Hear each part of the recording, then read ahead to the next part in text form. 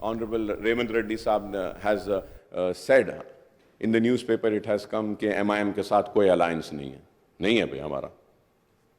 हम अकेले थे, अकेले हैं, लड़ रहे थे, लड़ रहे हैं, लड़ते रहेंगे। क्योंकि बहुत सारे लोगों को ऑनरेबल पैनल स्पीकर साहब एक मीटिंग हुई, सीएम साहब बुलाए, थैंक यू सर, मूसी के लिए बुलाए, thank you so much sir, बुलाए, हम बैठे, डिस्कस करे, लोग समझे कि अरे अलायंस हो गया, ये इनके करीब आ गए, ये इनके हो गए। देखिए, मैं ये कहना चाहता हूं, वो हमारे रियासत के चीफ मिनिस्टर हैं, अवाम ने उनको मुंतखब किया है, ये कांग्रेस की हुकूमत में एतमाद का इजहार किया है, तो मैं अवामी नुमाइंदे की हैसियत से अपनी रियासत के चीफ मिनिस्टर से मिलना ही पड़ेगा। मिलते रहेंगे, काम कराते रहेंगे, क्योंकि हमको काम होना है। And to go further ahead, sir, we welcome the introduction of free bus ride for the women in TSRTC buses, sir. At the same time, sir, through you, sir, I would like to request the government to kindly take care of the auto rickshaw drivers.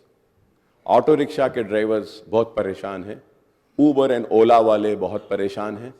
ख़वातीन को तो अच्छा मौका मिला कि बस में वो सफ़र कर रहे हैं, बहुत अच्छी बात है, लेकिन हमको इनका भी ख्याल करना चाहिए, क्योंकि आपने इलेक्शन मैनिफेस्टो में ऐलान किया था कि आप जितने चालानात हुए हैं, चालानात को भी आप माफ़ करेंगे, आधा माफ़ करेंगे।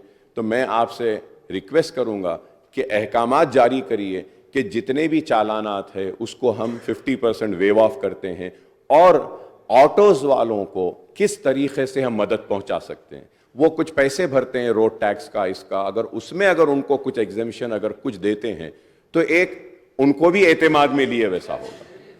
सर, उसके साथ ही साथ जी नहीं, अब देते बोले थे साहब, आपके मैनिफेस्टो में बोले थे, आप अब देंगे बोल के बोले थे। केसीआर साहब अनाउंस करे थे कि हम गवर्नमेंट में अगर आएंगे तो ऑटो वालों को ये देंगे, इट वाज अनाउंस्ड। तो मैं चीफ मिनिस्टर साहब से रिक्वेस्ट करूंगा कि ऑटो वालों का भी थोड़ा सा अगर आप देखते हैं तो उनका भी थोड़ा अच्छा फ़ायदा हो जाएगा। और इसके साथ ही साथ ऑनरेबल पैनल स्पीकर सर, मैं ये ज़रूर कहना चाहूँगा कि आउट ऑफ 9,000 6,000 तो पुराने बसेस है, और फिर नुकसान 2,000 करोड़ का है, तो ये पेट्रोल डीजल के लिए भी देना है।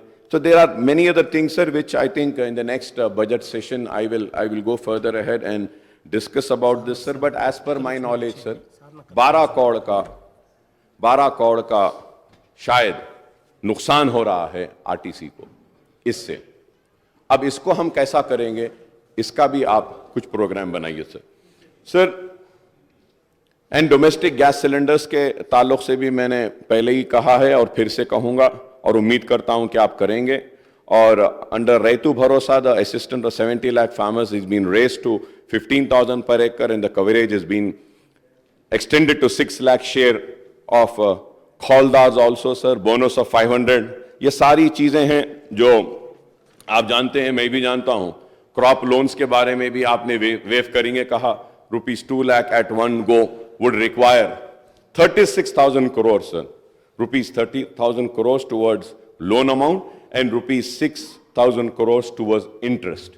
So 36,000 है। I hope that under Gruha Jyoti guarantee 200 unit of free electricity a promise for all household। अब ये 200 कैसा देंगे, इसमें भी कंफ्यूजन है सर। 200 यूनिट कैसा देंगे? अब अगर मुझे 201 आएगा यूनिट, तो क्या 200 माफ करके 1 यूनिट के पैसे लेंगे?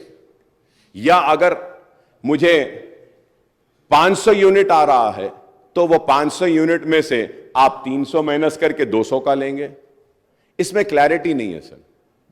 सो I request kindly issue the guidelines with which ये 200 यूनिट फ्री जो मिलेगा। The power sector in the state, TS Genco, TS Transco and Northern Southern Discoms are already saddled with huge losses of 50,275 crores and staggering debt of 81,516 crores। क्योंकि ये सिर्फ मैं newspapers में, honourable speaker sir, मैं newspapers में देख रहा था, हर कोई बोल रहे थे कि 50,000 का इसमें लॉसेज है, 80,000 के लॉसेज है कहें सर। लेकिन द थिंग इज दैट कि we are already saddled with the huge losses of 50,275 crores and staggering debt of 81,516 crores, sir. Sir, under Indulu scheme, families not owning houses are promised a house site and a financial assistance rupees 5 lakhs for construction of houses, sir.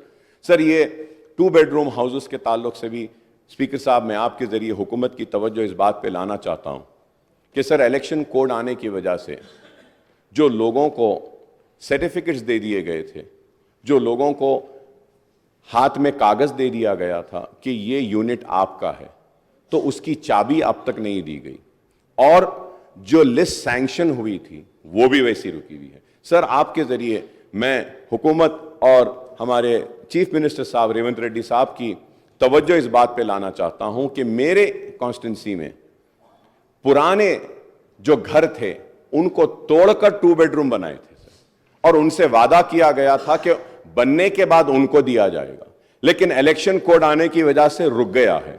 Kindly आपसे request है कि Hyderabad collector साहब को बोल के उसको clear करवा दीजिए, क्योंकि हमारे एश्योरेंस पे, हमारी जबान पे उन लोगों ने अपने घरों को खाली करके 2 बेडरूम बनाने की इजाजत दी।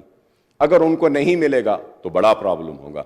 Honorable Speaker, sir, through you also very important issue I want to bring to the kind notice of the government is that, sir, under JNNURM, WAMBE scheme and other schemes, housing was taken up, sir. Right from Mr. Chandrababu Naidu was when the chief minister then, से लेकर आज तक भी ये हो रहा है। वो घर जो है सो 20 साल 15 साल पुराने हो गए, बहुत खराब हो गए हैं। तो हमारी नुमाइंदगी पर HMDA से 100 करोड़ रुपए रिलीज हुए थे, वो 150 करोड़ रुपया पूरे शहर के JNNURM, वाम्बे और ये दूसरे हाउसिंग स्कीम